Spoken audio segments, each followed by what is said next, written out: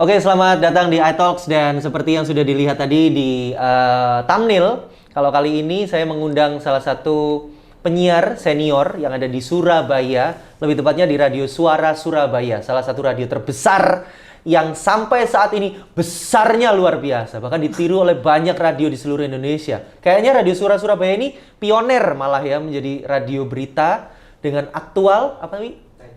Enggak, itu kan liputan 6 beda. Suara Surabaya apa, Wi? News. Interaktif, solutif. Woi. 100 FM Suara Surabaya, oke. Adalah Mbak Restu Indah. Mbak Restu Indah. Oke, halo. Selamat datang Mbak Restu, terima kasih waktunya Mbak Restu. Aduh, aku yang terima kasih Kebetulan loh, Mas Indra. deket ya? Betul. Ini kan sudah pindah kita dari Surabaya Barat ya. Iya, dari Wonokitri dulu, terus habis itu ke Surabaya Barat, terus habis itu ke sini, ke Jiwok. Nggak jauh. Tempat kita cari makan ya Mas Indra Tapi ya. informasi kalau tidak, ini buat teman-teman yang mungkin di area Surabaya sangat familiar dengan obrolan kita, karena kita akan ngobrolin tentang Suara Surabaya juga, termasuk juga sangat familiar dengan audio yang sering didengarkan suara Mbak Restu. Jadi kalau mungkin teman-teman belum familiar, coba sekarang tutup mata dan Mbak Restu akan ngomong. Itu pasti kita akan merasakan kita lagi berkendara, merasakan kemacetan, dan juga laporan-laporan yang menjengkelkan. Iya, jadi sebenarnya tutup mata dulu aja ya, supaya tahu ya. Bisa merasakan ambience-nya ya Mas. Tapi sebenarnya Mbak, kalau aku ngelihat Mbak Restu yang datang sekarang dengan audionya sangat berbeda sekali loh Mbak. Waduh, gimana Mas? Ternyata Mbak Restu ini sangat ramah gitu loh. Waduh. Sangat ramah sekali secara visual juga karena dari audio itu sangat menegangkan kalau saya mendengarkan Mbak Restu itu di radio. Karena kan kadang-kadang kita itu harus sebagai penyiar ya Mas ya. Kita tuh kadang harus meletakkan diri kita itu ada pada seperti apa. Jadi secara personifikasi, mungkin Restu tuh harusnya kayak gini. Orangnya tuh kayak Judas, jutek misalnya begitu ya Mas ya. Padahal sesungguhnya enggak juga ya. Enggak juga, masa ada orang yang judes juga, ya kan. Kecuali akhir bulan sih Mbak, semua orang judes. Oh gitu. Oh berarti sekarang kan lagi awal bulan, jadi pas memang wajah saya ceria karena masih tanggal ceria sekali. Muda gitu. Karena tanggal muda, kalau akhir bulan semuanya judes. Mbak Restu sudah berapa lama menjadi seorang penyiar dan apa yang memotivasi awalnya Mbak? Oke, kalau sudah berapa lama ini pasti ketahuan umur ya, karena udah sangat lama. Aku jadi penyiar, ya begitu lulus kuliah langsung jadi penyiar gitu Mas. Jadi mulai dari tahun 2001. 2001? Waktu itu masih belum lahir kayaknya ya. 23 tahun? Iya, 23 tahun. Lama itu ya? lama banget, dan kalau lihat dari ceritanya, kalau orang zaman dulu itu memang nggak bisa lepas kehidupan dari radio ya. Iya. Jadi kalau ditanya kenapa jadi penyiar radio juga ya karena aku adalah pendengar radio. Dulu ngedengerin radio apa Mbak? Karena aku di Malang, halo teman-teman di Malang. Iya. Saya juga orang Malang. Oh iya? Betul. Waduh, terus gimana ini kita mau ngedate di mana? Di Bakso Bakar itu Bakso aja. Bakar Jalan Cipto. Jalan Cipto aja. Iya. Mbak Restu dulu dari Malang? Aku dari Malang Mas. Asli Malang? Asli Malang, sekolah di Malang. Pokoknya jadi orang Surabaya itu karena aku kerja di SS. Dulu di Malang radionya apa? Kosmonita? Kosmonita. Dulu kan ada? Ada kan? Iya ada. Atau MFM? Belum ya?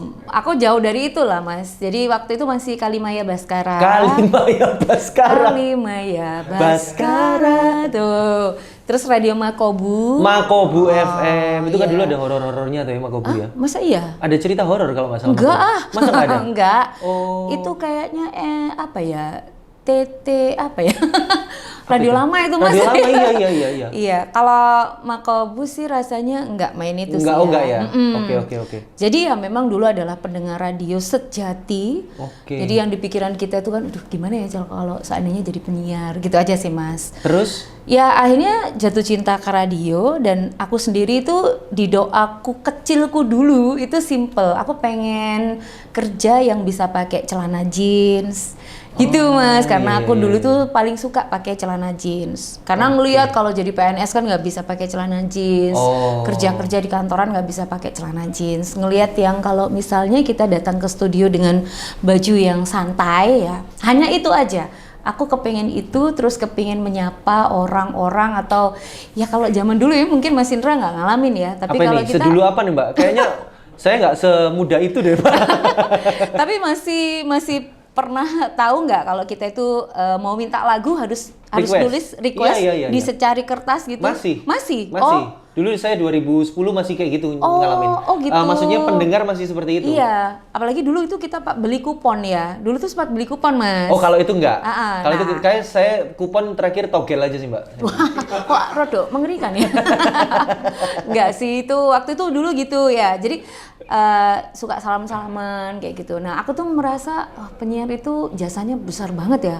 Oke. Bisa membuat aku disapa sama temenku, terus aku yang waktu itu misalnya ya lagi males belajar jadi kayak terinspirasi pengen belajar gara-gara penyiar. Oke, memang sejurusan dari kuliah. Kebetulan iya. Komunikasi. Aku komunikasi. Oh. Ya. Dulu spesifikasinya apa, broadcast juga? Enggak, waktu itu kalau komunikasi aku ilkom. Ya, jadi ilkom. ilmu komunikasi. Nggak ada jadi nggak ada pilihan. spesifikasi Mas Yan, ya? Betul. Jadi semuanya dipelajari ya Mas ya tentang jurnalistik radio, televisi, jurnalis murni. Kalau untuk ilmu komunikasi mempelajari semuanya. Saya juga komunikasi. Dulu jurusan iya. kampus mana, Mbak, kalau boleh tahu? Aku dari Unmer. Oh, Unmer Malang, Merdeka. Waktu itu memang masih pionir ya, karena Brawijaya masih belum punya. Belum punya. Aku pengennya di mana? Di Bandung, tapi sama Keluarga. ibu bapak nggak boleh. Akhirnya ya kebetulan sekali itu adalah tahun pertama kali Universitas Merdeka Malang itu tuh buka. Yang pertama kali sebelum UMM ada, Brawijaya ada. Sehingga masuknya di situ, Mas. Kalau dulu awal masuk jadi penyiar Suara Surabaya itu seperti apa, Mbak?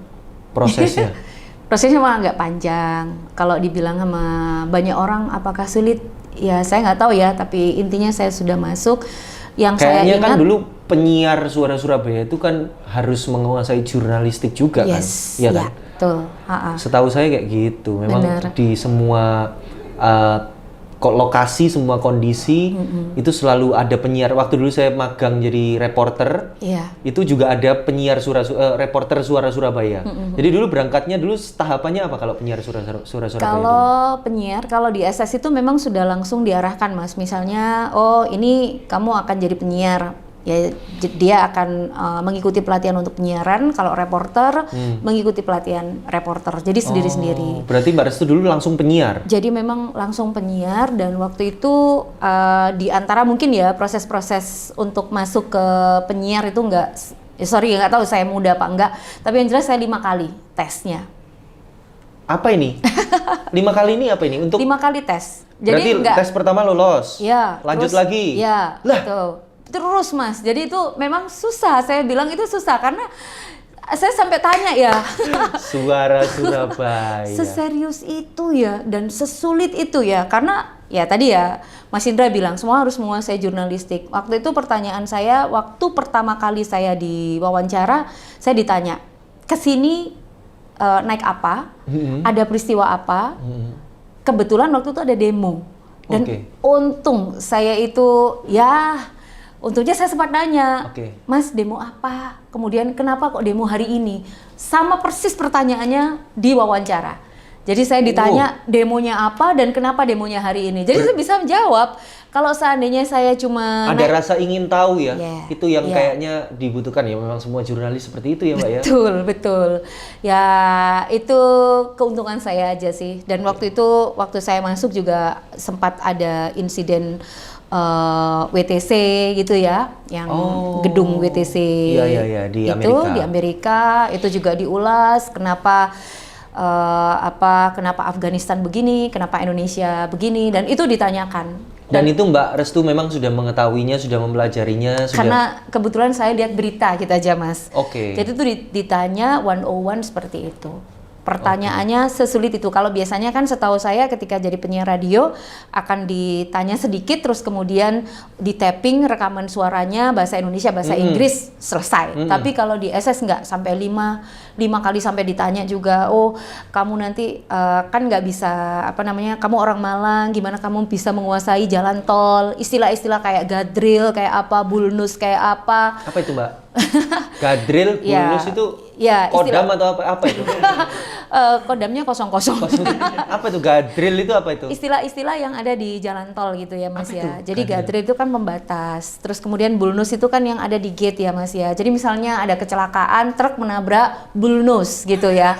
Nah itu kita juga harus tahu gadril itu di mana posisi kiri atau tengah, median jalan apa, gadril Oke, apa. oke, Kita oke. mempelajari itu ya seakan-akan kita orang jasa marga gitu. Iya. Sampai seperti itu. Semua elemen. Iya. Berarti kalau di Suara Surabaya itu dibandingkan dengan radio entertainment, Suara Surabaya itu lebih mempelajari teknis-teknis yang ada di semua elemen masyarakat daripada Seluruh sekedar menghafalkan nama-nama artis, nama-nama Oh, iya, penyanyi gitu kan ya. betul. Kalau dulu soalnya saya sempat ditanya kalau misalnya mau jadi penyiar di radio. Dulu kan saya IBS kalau nggak Oh salah. iya, Mas. Itu wawasannya cuma sekedar wawasan umum.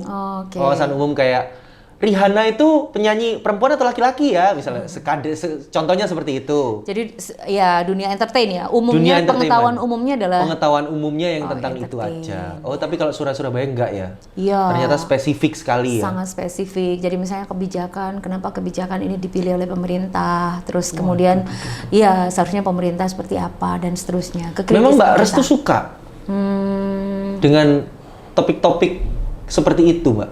Atau apa sehari-hari memang Mbak Restu kalau tidak membaca berita itu Pikir. kayak semacam sakau gitu. Saya kok belum baca berita ya hari ini. Saya harus membaca berita. Gimana, Kalau Mbak? sekarang ya kayak gini Mas. Harus, mau nggak mau ya? Iya. Udah Jadi kalau kecantol ya? nggak bisa kalau tidak membaca berita.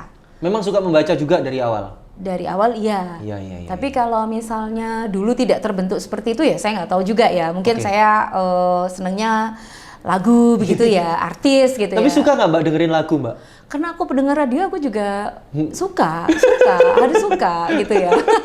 Muterin lagi. Berarti kalau lagi muterin lagu itu seneng banget ya di radio Di Suara SS Surabaya. ya. Ya sorry ya, kalau untuk SS tuh muterkan lagu kami tidak berada di tempat karena bisa saja tak pakai minum atau lagi Iya. atau kita ke Break. toilet gitu Iya, ya Mas break, ya. break. Dia kadang-kadang nggak dengerin gitu. Oh. Tapi begitu mengena misalnya, oh aku suka lagu ini gitu ya, aku tahan gitu ya. Akhirnya nggak minum gitu Mas Indra. Bayangin ya.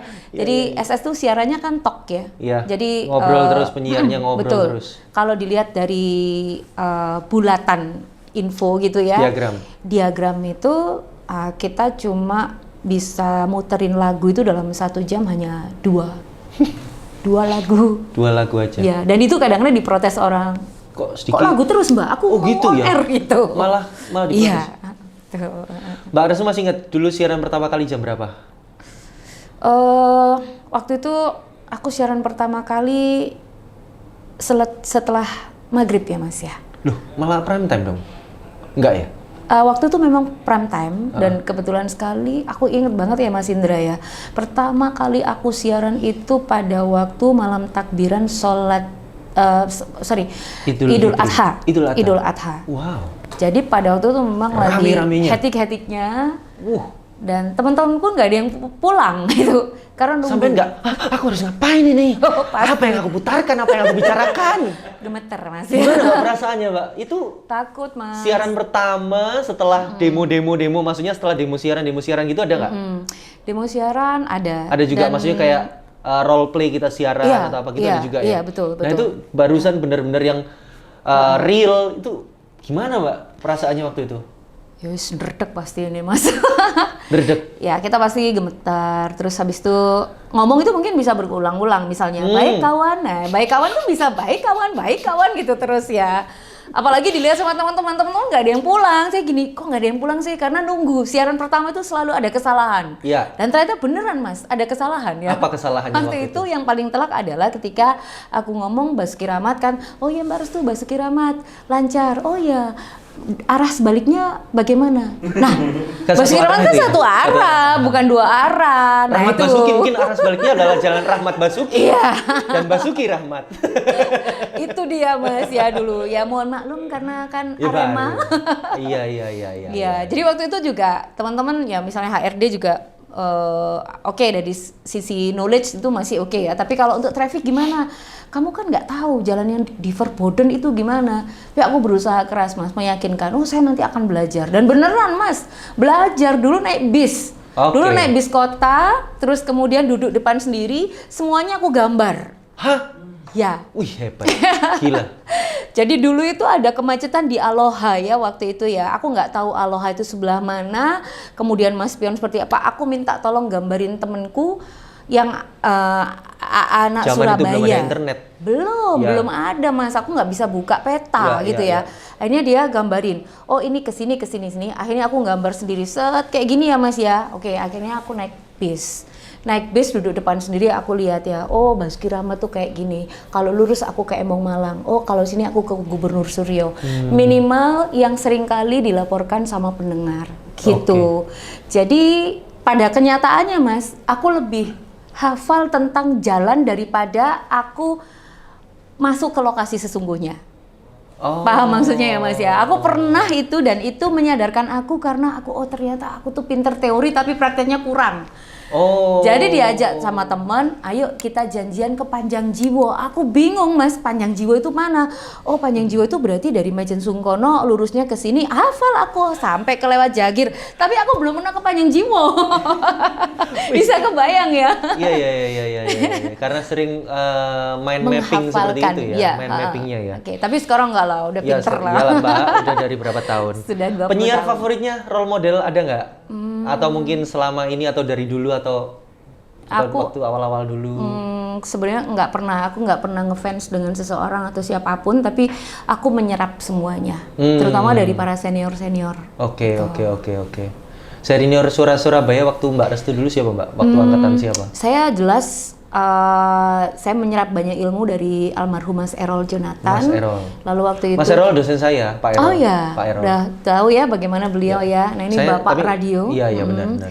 Terus kemudian Mas Yoyong Burhanuddin dan semua senior saya yang nggak saya sampaikan satu-satu, tapi saya say thanks karena begitu saya baru terus saya siaran, saya duduk di depan mereka untuk nanya, Mas gimana kalau misalnya saya ada talk show, gimana pertama kali saya harus talk show, siapa yang saya sapa dan bla bla bla. Itu saya serap semuanya. Apa yang paling mengena sama Mbak Restu, masukan, saran yang sampai sekarang menjadi pegangan Mbak Restu untuk siaran dari beliau-beliau itu? Ya, semua kalau saya simpulkan satu ya, teman-teman kalau mau sukses menjadi penyiar radio, yang paling utama adalah rajin mendengar. Rajin mendengar. Ya, jadi ketika kita talk, kita itu harus memberikan empati dengan seseorang dengan cara apa? Kita dengerin apa yang mereka mau. Jangan bingung kita mau ngomong apa, tapi dengerin. Ya. Kalau kita sudah mendengarkan, akhirnya frekuensi kita sama, Mas. Dan nanti question road itu muncul dengan sendirinya. Iya. Beda kalau misalnya di pikiran kita tuh udah ada question list. Oh, habis ini nanya A, B, C, D, E. Ya kita akhirnya nggak tahu apa yang dia katakan. Jadi wawancara itu kayak nggak ada nyawanya. Kira-kira gitu nggak Mas Indra? Iya juga. Memang harus seperti gitu ya. Ya. Dari semua obrolan itu memang harus kita menyerap juga. Nggak hanya kita pengen ngomong juga ya. Mendengar yang penting. Iya, yang paling penting mendengar. Keinginan ada nggak Mbak? Keinginan untuk siaran radio di radio entertainment gitu? Aku belum berani. Aku nggak sepintar teman-teman kayak Mas Indra ini. Apanya? Malah radio entertainment seperti saya ini tidak membutuhkan orang pintar loh.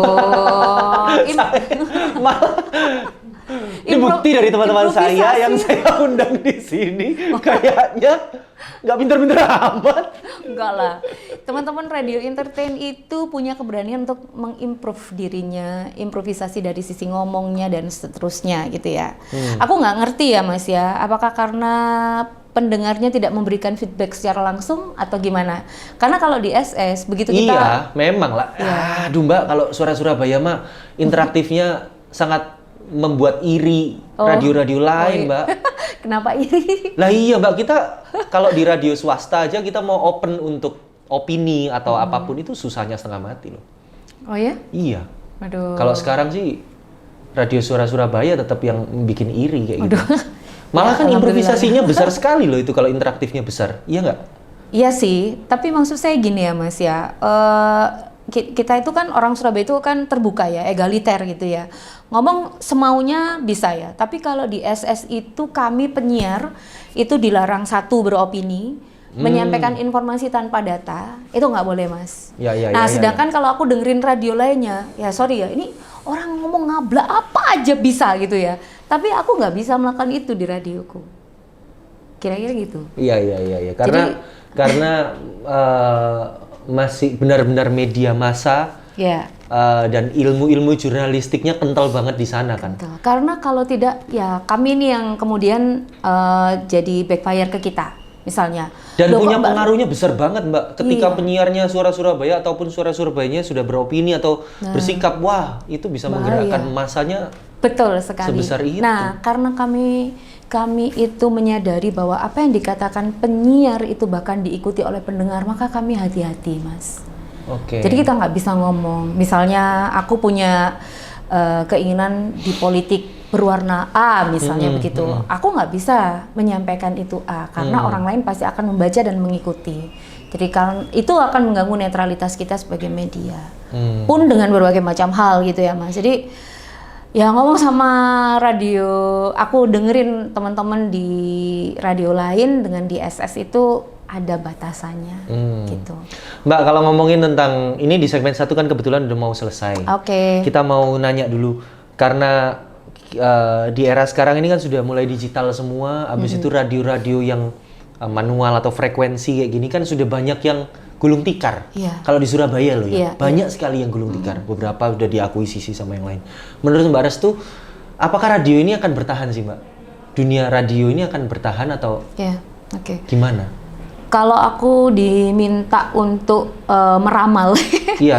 Ya, kalau teman-teman radio lain semuanya itu mau tetap relevan, terus kemudian mengadopsi teknologi kekinian, aku rasa industri radio itu nggak mati, Mas. Tapi cuman mungkin berganti gaya gitu ya? Ganti gaya, tapi backbone-nya sebagai radio konvensional dengan pemancar itu akan tetap digunakan. Karena frekuensi gratis ya. Jadi kenapa sih radio itu menjadi media massa yang itu powerful ya Mas ya? Powerful. Gimana caranya kita siaran gini dengan pemancar tapi kita bisa didengarkan oleh orang banyak dengan harga murah tanpa internet kita masih bisa dengerin. Kan itu karena fleksibilitas dan murahnya. Nah, tapi teman-teman sekarang dengan gaya siaran kalau misalnya dia terlalu old, tidak menggunakan, tidak relevan pada masanya, mereka tidak mau beradaptasi pada lingkungan itu dari sisi konten dan medium yang dipakai, ya akan ketinggalan. Ya, akan berarti ketinggalan. Itu juga tidak hanya dari penyiar tapi juga dari seluruhnya, dari radionya sendiri pun juga harus mau mengikuti ya Mbak ya. Betul. Iya, jadi aku juga kalau bocoran boleh nggak Mbak di SS sekarang apa yang mengikuti vibes atau era sekarang apa Mbak? Ya. Jadi kalau di SS sendiri tuh sejak tahun 2010 ya, kita tuh memperkuat yang namanya konvergensi media. Jadi kita sadar betul kalau hanya radio saja pendengarnya sudah berkurang. Nah, untuk gedor orang agar kamu mendengarkan radio gitu ya, kita menggunakan kanal-kanal kekinian media sosial gitu ya Mas ya.